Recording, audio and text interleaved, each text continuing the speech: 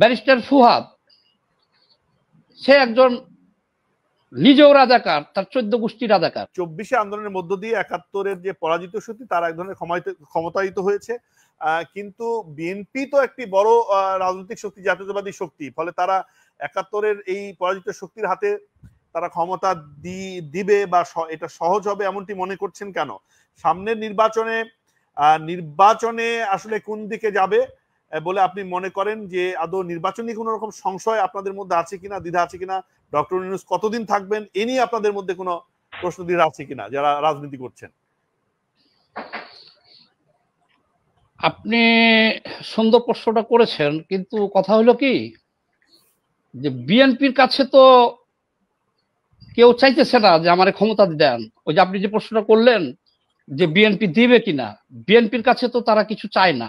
আমি আপনাকে বলি, ক্লিয়ার কাট বলি, ব্যারিস্টার ফুহাদ সে একজন নিজেও রাজাকার, তার 14 গোষ্ঠী রাজাকার। এটা পৃথিবীর ইতিহাসে বিরল, তার মতো একটা স্বাধীনতা বিরোধী রাজাকার। সে বলে কি 71 তার বয়স তো খুব বেশি ছিল না, আপনি বলে তাকে রাজাকার বলবেন কিনা? শুনেন, তাহলে এই যে যারা তরুণ পাকিস্তান প্রেমী এরা কারা? অর্থাৎ তার 14 গোষ্ঠী রাজাকার ছিল, তার রক্ত রাজাকার। এই ব্যারিস্টার ফুহাদ আমার কথাটা বলতে দেন। একটা অভিযোগ ছিল যে শেখ হাসিনা সহজেই ভাবে বা আওয়ামী লীগের লোকজন সহজেই ভাবে রাজাকার ট্যাগ দিত, ফলে আপনি যা বলছেন সেটি মানে না আমি তো ওই প্রসঙ্গে যাই নাই। হ্যাঁ, সে ডাইরেক্ট বলতেছে যে ক্যান্টনমেন্ট উড়াইয়ে দিবে, সেনাবাহিনীর প্রধানরে ঘুরাইয়ে দিবে, প্রেসিডেন্টরে বলতেছে কুত্তার বাচ্চা। ক্ষমতাটা এখন তার একটা পশম ছিঁড়তে পারছে কেউ? ক্ষমতাটা এখন কার হাতে? মোহন ভাই একটা কথা বলছে, আমি ওই কথাটার উত্তর দিয়ে নিয়ে আগে রাখেন। বর্তমান তত্ত্বাবধায়ক সরকারে যারা আছে, অন্তর্বর্তীকালীন সরকার, হ্যাঁ, ইন্টেরিয়র গভর্নমেন্টে যারা আছে বর্তমানে, হ্যাঁ জি, যারা আছে, এরা বয়োবৃদ্ধ মানুষ, একটারও মেরুদণ্ড নাই, একটাও স্বাধীনতার পক্ষে কথা বলার মতো ক্ষমতা নাই। এরা চলাফেরা করতেছে, কিন্তু এরা প্রত্যেকে হলো লোভী।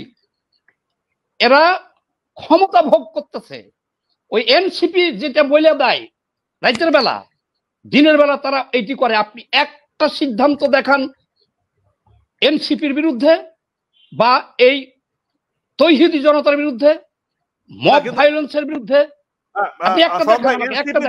রাষ্ট্রপতির পদত্যাগ, রাষ্ট্রপতিকে বাদ দেয়া। এনসিপি চেয়েছিল জুলাই ঘোষণাপত্র, এনসিপি চেয়েছিল সংবিধানের পরিবর্তন, কিন্তু এগুলো তো হয়নি। হয়নি বলছেন কেন? না আপনি হয়নি বলছেন কেন? এখন তো ওই দিকেই যাচ্ছে। আর একটা কথা বলে দিই আপনাকে, এনসিপি যারা আছে এরা শতকরা 99টা ছেলের মুখে দেখবেন দাড়ি। আপনি খুঁজে বাইর করেন যে এই বয়সের ছেলে পেলের দাড়ি আর জেহাদি কথাবার্তা। এরা হলো জামায়াতের ট্রেনিং প্রাপ্ত, জামায়াতের একটা অঙ্গ সংগঠন। আপনি ভবিষ্যতের চিন্তা পরে করেন। দাড়ি থাকলে যে জামাত, আপনি আমার সেটি কি আসলে? না আমাকে কথাটা শুনেন। আমাকে কথাটা যদি আপনি বলতে না দেন তাহলে তো ভুল বুঝবে ভাই পাবলিক। আমাকে কথাটা বলতে দেন। বলুন। আমরা যখন ইউনিভার্সিটিতে লেখাপড়া করেছি তখনও দাড়ি ছিল 100 জনের মধ্যে 30 জনের।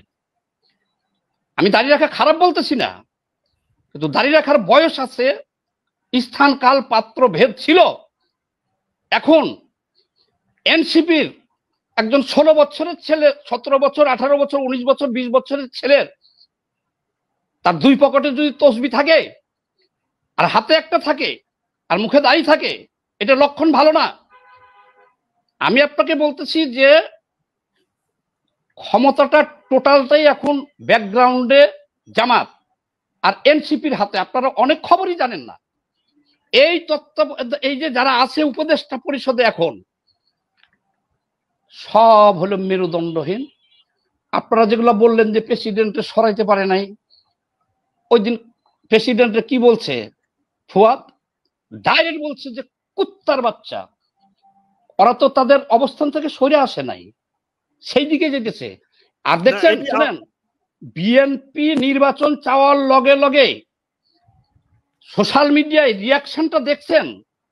জি, 5 বছর থাকতে হবে ডক্টর ইউনূসকে ক্ষমতায়। 5 বছর না, আমি একটা লাস্ট কথা বলে দেই, শেখ হাসিনাকে যেভাবে সরানো হয়েছে আপনাদের এই সরকারকে সেভাবেই সরাইতে হবে, এটা আমার লাস্ট কথা। এবং ওয়েট অ্যান্ড সি। আমরা তো আসলে এই ধরনের কোনো পরিস্থিতি আমরা প্রত্যাশা করি না। সাধারণ মানুষ শান্তি চায় এবং আসলে দেশ এগিয়ে যাক। সেটা আর কত রক্তপাত, আর কত আন্দোলন, কত সংগ্রাম করবে মানুষ।